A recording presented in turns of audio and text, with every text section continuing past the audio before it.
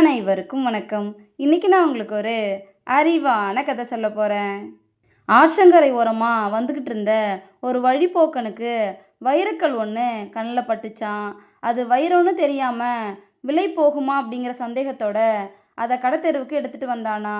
அவன் கையில் வைரம் இருக்கிறத பார்த்த ஒரு வியாபாரி அவன்கிட்ட 20 ரூபாய்க்கு அதை என்கிட்ட கொடுப்பியா அப்படின்னு கேட்டாராம். அதுக்கு அந்த வழிப்போக்கன், பேரம்தான் பேசி பார்ப்போமே அப்படின்னு நினச்சிக்கிட்டு 25 ரூபா தருவீங்களா அப்படின்னு கேட்டானா.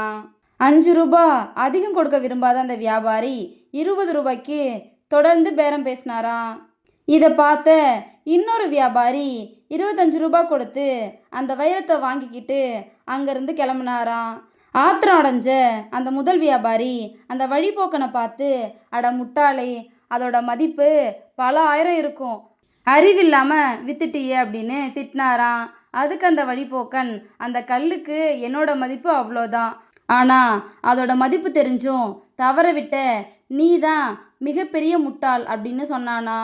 இதோட இந்த கதை முடிஞ்சிருச்சு. நம்மளில் சிலரும் இப்படி தான் உண்மையான மதிப்பு தெரிஞ்சும் கிடைச்சதை விட்டுட்டு தவிக்கிறாங்க. அதை தான் இந்த கதை நமக்கு சொல்லுது. இந்த கதை உங்கள் எல்லாருக்கும் பிடிச்சிருக்கும் நம்புகிறேன். இன்னொரு அழகான கதையில் நாளை மாலை 5 மணிக்கு சந்திப்போம். நன்றி.